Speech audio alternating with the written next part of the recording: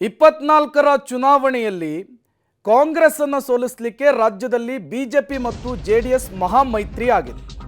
ಈ ಮೈತ್ರಿಗೆ ಒಂದಿಷ್ಟು ನಾಯಕರುಗಳು ಅಪಸ್ವರವನ್ನು ತೆಗಿತಾ ಇದ್ದಾರೆ. ಈ ಬೆನ್ನಲ್ಲೇ ಕರ್ನಾಟಕದಲ್ಲಿ ಮೈತ್ರಿ ಧರ್ಮ ಪಾಲನೆಯ ವಿಚಾರಕ್ಕೆ ಸಂಬಂಧಪಟ್ಟಂತೆ ಒಂದು ಎಕ್ಸ್ಕ್ಲೂಸಿವ್ ಡೀಟೇಲ್ಸ್ ಲಭ್ಯವಾಗ್ತಾ ಇದೆ.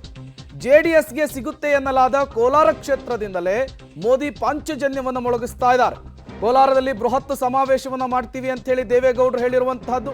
ಇದೇ 15ರಂದು ರಾಜ್ಯದ ಮೂಲೆಯಿಂದ ಪ್ರಧಾನಿ ನರೇಂದ್ರ ಮೋದಿ ಅವರು ಪ್ರಚಾರವನ್ನು ಮಾಡಲಿಕ್ಕಿದ್ದಾರೆ. ಕೋಲಾರದಿಂದ ತೀವ್ರ ಕುತೂಹಲಕ್ಕೆ ಕಾರಣವಾಗ್ತಾ ಇದೆ.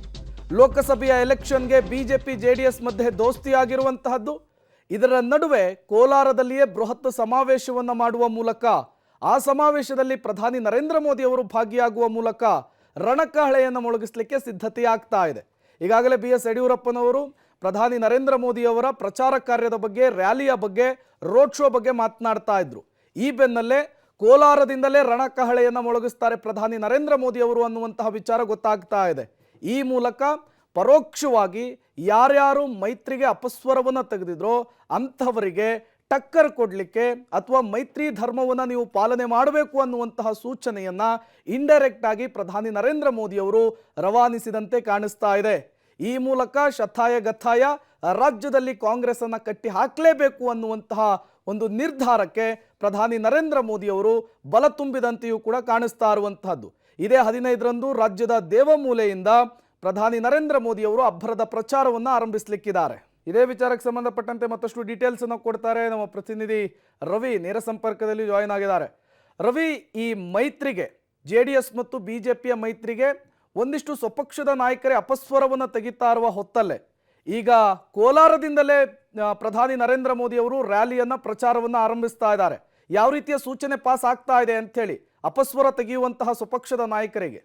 ಖಂಡಿತ ಪ್ರೇಮ್, ಈಗಾಗಲೇ ರಾಜ್ಯದಲ್ಲಿ ಇದೇ 15ನೇ ತಾರೀಕಿನಿಂದ ಪ್ರಧಾನಿ ಮೋದಿಯವರು ಸೇರಿದಂತೆ ಮೈತ್ರಿ ನಾಯಕರು ಅಂದರೆ HD ದೇವೇಗೌಡ ಇರ್ಬೋದು, ಮಾಜಿ ಮುಖ್ಯಮಂತ್ರಿ ಕುಮಾರಸ್ವಾಮಿ ಅವರು ಇರ್ಬೋದು, ಜಂಟಿ ನಾಯಕರು ಇಬ್ಬರು ಕೂಡ, ಮೈತ್ರಿ ಪಕ್ಷದ ಇಬ್ಬರು ನಾಯಕರು ಕೂಡ ಈ ಒಂದು ಸಮಾವೇಶವನ್ನು ಮಾಡುವ ಮೂಲಕ ಲೋಕಸಭಾ ಚುನಾವಣೆಗೆ ರಣಕಹಳೆ ಮೊಳಗಿಸೋದಕ್ಕೆ ಮುಂದಾಗಿರ್ತಕ್ಕಂಥದ್ದು. ಈಗಾಗಲೇ ಕೋಲಾರ ಕ್ಷೇತ್ರವನ್ನು BJPಗೆ ಬಿಟ್ಕೊಡ್ಬೇಕಾ ಅಥವಾ JDS ತನ್ನ ವಶ ಮಾಡ್ಕೋಬೇಕಾ ಅನ್ನೋ ಹಲವು ಗೊಂದಲಗಳು ಮತ್ತು ಸಾಕಷ್ಟು ಗೊಂದಲಗಳು ಕಾರ್ಯಕರ್ತರಲ್ಲಿತ್ತು. ಈ ಎಲ್ಲ ಗೊಂದಲಗಳಿಗೆ ತೆರೆ ಎಳೆಯುವ ನಿಟ್ಟಿನಲ್ಲಿ ಇದೇ 15ರಂದು ಮೋದಿ ಮತ್ತು ಪ್ರಧಾನಿ ಮೋದಿಯವರು ಜೊತೆಗೆ ಮಾಜಿ ಪ್ರಧಾನಿಗಳಾಗಿರ್ತಕ್ಕಂಥ ದೇವೇಗೌಡರು ಒಂದೇ ವೇದಿಕೆಯಲ್ಲಿ ಕಾಣಿಸಿಕೊಳ್ಳುವ ಮೂಲಕ ಮೈತ್ರಿ ಧರ್ಮವನ್ನು ಪಾಲನೆ ಮಾಡಬೇಕು ಅನ್ನೋ ಒಂದು ಸಂದೇಶವನ್ನು ಕೊಡೋದಕ್ಕೆ ಕೋಲಾರದಿಂದ ಈಗಾಗಲೇ ಮಾಸ್ಟರ್ ಪ್ಲಾನನ್ನು ಸಿದ್ಧಪಡಿಸಿರ್ತಕ್ಕಂಥದ್ದು. ಜೊತೆಗೆ ಏನು ಈಗಾಗಲೇ ಇದೇ ಲೋಕಸಭಾ ಚುನಾವಣೆಗೆ ರಾಜ್ಯದ ಮೂಡಣ ಬಾಗಿಲು, ರಾಜ್ಯದ ದೇವಮೂಲೆ ಕೋಲಾರದಿಂದಲೇ ರಣಕಹಳೆ ಮೊಳಗಿಸಬೇಕು ಅನ್ನೋಂಥದ್ದು ದೇವೇಗೌಡರ ಇಚ್ಛೆ ಆಗಿರ್ತಕ್ಕಂಥದ್ದು.